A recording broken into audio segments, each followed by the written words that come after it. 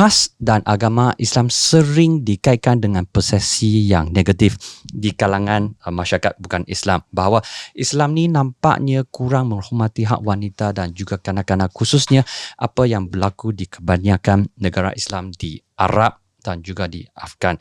Dan mereka lihat wanita ni cuma tea lady dan tidak memainkan peranan penting dalam keluarga dan juga dalam masyarakat. Jadi apakah pandangan YB? Saya mulakan dengan YB Nurida. Okay, Assalamualaikum warahmatullahi wabarakatuh dan salam sejahtera. Terima kasih kepada Encik Lam dan juga selamat datang kepada Datuk Mumtaz, YB Datuk Mumtaz, bersama-sama pada pagi ini, alhamdulillah. Okey, apa yang disebut itu memanglah sebagai seorang Muslim, memang kita, kalau tanya saya direct, memanglah tak setuju itu, tapi itulah selalu naratif yang dikaitkan dengan Islam, bahawa ada seolah macam berat sebelah kepada kaum wanita dan kanak-kanak. Tetapi realiti yang kita lalui, contohnya kita wanita ataupun wanita Muslim di Malaysia, masing-masing boleh tengok sebenarnya bagaimana kedudukan kita. Sama saja kan. Saya seorang wanita Islam, saya juga diberi untuk menjawat jawatan senator, dan begitu juga sahabat saya Datuk Mumtaz memegang suatu exco, memegang exco di sebuah negeri yang diperintah oleh Parti Islam se-Malaysia PAS. Dan begitu juga kita di Kedah misalnya, kita pun ada juga wanita daripada PAS, iaitu YB Datuk Aisyah, yang juga merupakan exco daripada awal lagi. Dan dulu pun PAS bersama dengan Pakatan Rakyat memimpin kerajaan negeri Selangor misalnya, pun ada exco kita, walaupun itu pertama kali lah kiranya PAS bersama-sama dengan PKR dan juga DAP dalam negeri Selangor. Tapi kita ada Dr. ketika itu Dr. Halimah yang juga memegang exco. Jadi ini contoh-contoh lah di sudut politik misalnya kata, dan di sudut pendidikan sendiri pun Islam sangat-sangat menggalakkan untuk wanita itu belajar tinggi, sehingga ke universiti, dan ramai pun sebenarnya hal ini. Jadi perkara ini suatu yang tidak menyeronokkan lah bila itu yang selalu dikaitkan dengan Islam. Keadaan sebenarnya kalau ikut dalam Islam, antara wanita dan lelaki itu dia adalah merupakan tanggungjawab bersama. Seorang manusia yang dicipta oleh Allah Subhanahu Wa Taala mungkin berbeza adalah daripada sudut tanggungjawab. Fitrah tu sendiri memberikan perbezaan dari sudut tanggungjawab. Dari sudut Islam, kalau kita tengok ayat Quran, contohlah ayat yang biasa disebut, misalnya Allah Subhanahu Wa Taala berfirman, wal mu'minuna wal mu'minat ba'dhuhum awliya'u ba'd ya'muruna bil ma'ruf wa yanhauna 'anil munkar.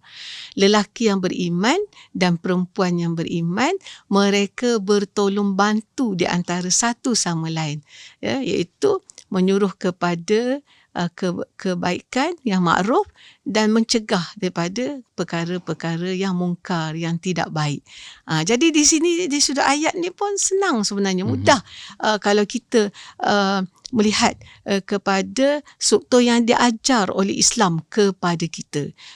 Jadi mudah-mudahan kita haraplah kepada kaum ataupun mereka yang bukan beragama Islam dapat melihat perkara ini. Dan begitu juga tentang kedudukan kanak-kanak misalnya. Betul ke Islam ini memajinasikan kanak-kanak, tidak menghormati kanak-kanak? Betul ke macam tu? Tidak sama sekali sebenarnya.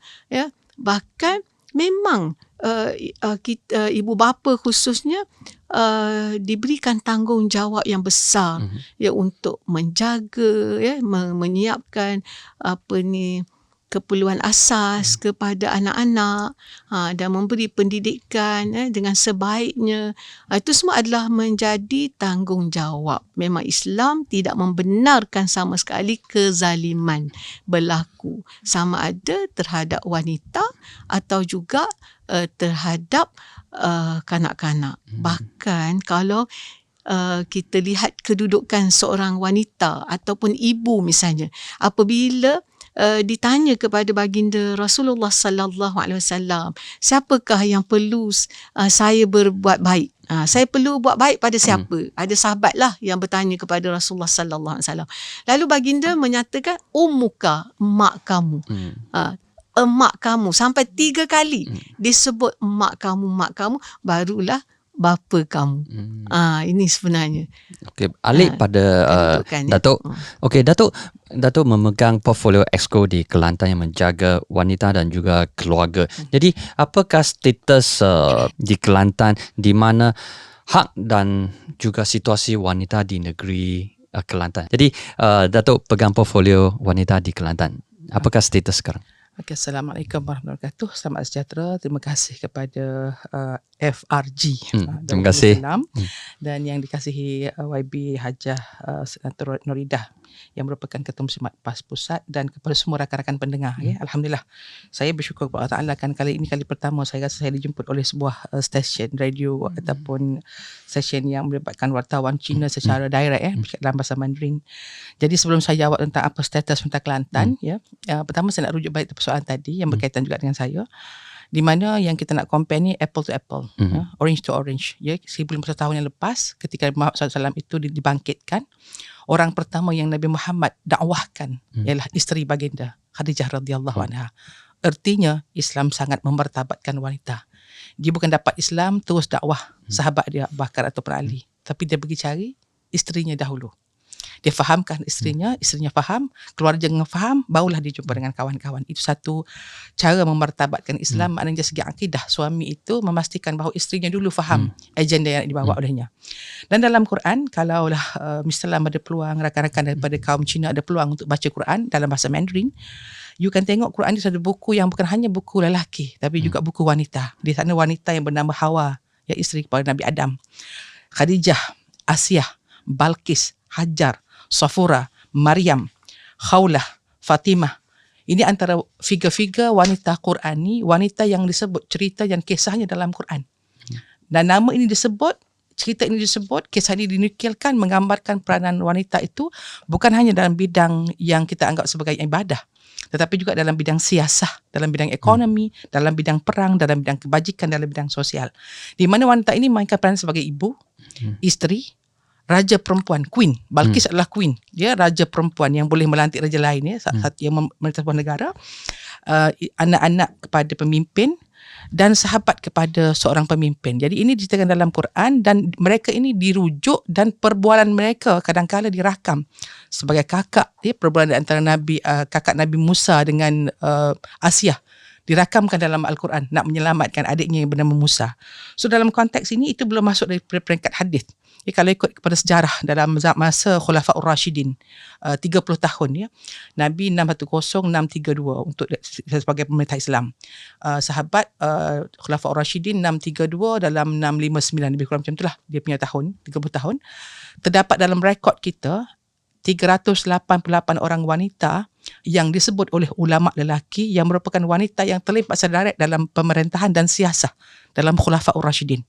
Sama juga dalam kerajaan Empayar Abbasiyah, Empayar Umayyah, Empayar Uthmaniyah, di mana kita lihat peranan wanita-wanita mereka, hatun mereka merupakan antara orang yang memberikan pandangan dan juga terlibat dalam bukan sahaja perangan tapi dalam perniagaan, dalam pentadbiran dalam sebuah negara. Jadi ini merupakan asas kepada kerajaan Kelantan yang mana ditadbir dengan cara membangun bersama Islam, bukan bermula sekarang, ya. Dah lebih daripada 600 tahun, ya, Kelantan itu lebih dah ada, kita jumpa juga wang emas, ya, di beberapa tempat menunjukkan bahawa Kelantan telah lama dah terima Islam. Dan di Kelantan ini negerinya bukan hanya diperintah oleh lelaki sebagai raja, tapi di Kelantan kita ada raja perempuan, iaitu Cik Siti Wan Kembang. Lambang di jata kerajaan negeri berbentuk kijang. Itu merupakan kijang peliharaan Cik Siti Wan Kembang. Itu dijadikan satu label kerajaan negeri Ya, Kijang itu. Dan Kijang itu lambang kepada kemakmuran Kelantan, dan kalau ikut rekod, Kelantan berada dalam keadaan yang sangat makmur di bawah pemerintahan Cik Siti Wan Kembang. Maknanya dia Itu jadi raja tahun berapa? dalam 1600 1700 macam itulah. Kemudian dia ada anak atau anak angkatnya nama Puteri Sakdong. Tapi sejarah ini jarang Ya. Dipaparkan. diketahui oleh ramai. Jadi di Kelantan, sebab itu kita lihat kenapa orang Kelantan kalau you pergi pasar ramai perempuan, because 1800 tahun, mana tahun 1700 1800 perempuan dah berada di medan. Mereka menjadi pegawai, mereka menjadi orang berperang, mereka menjadi penasihat raja. Ada beberapa ulama wanita yang menjadi penasihat kepada raja lelaki.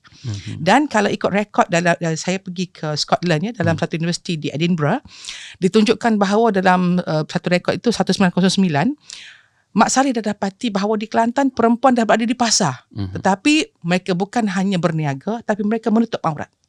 Maknanya pada ketika itu, di zaman Mak Saleh pun belum dapat kebebasan untuk keluar rumah. Tapi di Kelantan wanitanya dah berniaga. Saya boleh proof, ini ada buku lah, ada buku. Dan kita lihat berada di pasar, mereka berniaga, dan kalau ikut undang-undang Kelantan, kalau dalam undang-undang syariah dan undang civil pun, kita ada apa yang dipanggil sebagai harta sepencarian. Maknanya joint property assets. Kerana di Kelantan, isteri dan suami boleh sama-sama mencari rezeki.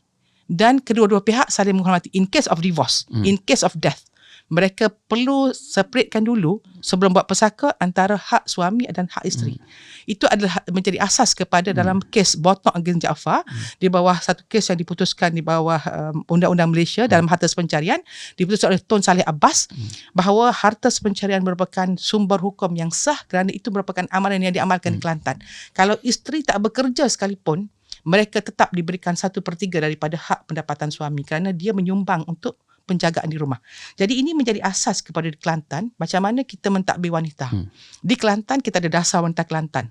Kita buat Dasar Wanita Kelantan ini seawal 1999 dan siap tahun 2000. Dia ada pelan tindakan. Setelah hampir 20 tahun, kita ada buat semakan Dasar Wanita, dah pun siap. Kita mempunyai lebih kurang dalam 13 ataupun 14 kluster.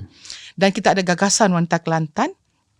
Dan Kelantan ini kita pentadbirannya kita ada banyak level di peringkat Exco-nya, di peringkat MPWP, Majlis Perundingan Wanita Negeri.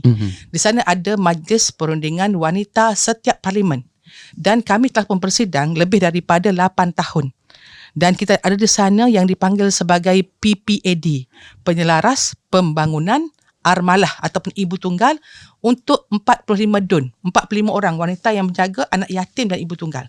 Dan di sana kita ada PTMW, Penghulu Tanpa Mukim Wanita, di semua DUN di Kelantan dan juga di parlimen, termasuk orang bukan Islam. Kita ada penghulu khas untuk bukan Islam, wanita, termasuk juga untuk orang asli. Dan di sana kita juga ada ahli majlis wanita. Dan Kelantan antara negeri yang pertama menghantar calon untuk bertanding di peringkat DUN. Tahun 1959, PAS menghantar seorang calon namanya Khadijah Siddiq di Parlimen Dungun. Pada ketika itu PAS dah bertanding. Parlimen Dungun Terengganu. Tetapi setelah menang 1959, keadaan politik nampaknya agak mendesak. Masa tu dia punya keadaan ada pemuda tahan lasak dan sebagainya. Kita lantik senator Sharifah Salmah.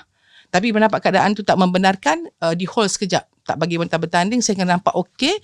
Bila nampak keadaan tu okey, Tok Guru kembalikan, dan pada tahun 2004 PAS mula menghantar wanita bertanding di Dewan Undangan Negeri. Dan alhamdulillah sampai hari ini calon-calon PAS yang bertanding di Kelantan itu diterima baik dan mendapat antara majlis tertinggi di Kelantan. Puan Rohani, YB Zailah bertanding di Parlimen, saya bertanding di DUN, saya juga dilantik senator sebelum ini. Dan saya suka nak maklumkan di sini, kalau ikut rekod Kelantan, dah ada 10 orang senator yang telah pun dilantik oleh kerajaan negeri, dan saya suka nak maklumkan bahawa daripada 10 ini, 5 wanita dilantik di bawah umur 40 tahun. 5 wanita dilantik selepas umur 40 tahun. Ada yang 42, ada yang 45. Tetapi ada yang dilantik umur seawal 34, 36 menjadi ahli parlimen, menjadi senator. Jadi kalau nak kata kalau Kelantan tidak mengetepikan wanita, keberadaan wanita di negeri Kelantan sangat obvious. Dan saya dapat maklumat terkini daripada Majlis Agama Islam Kelantan. Kelantan kutipan zakat tahun lepas 210 juta. Dimaklumkan kepada kita bahawa 80% of the zakat payer in Kelantan is women.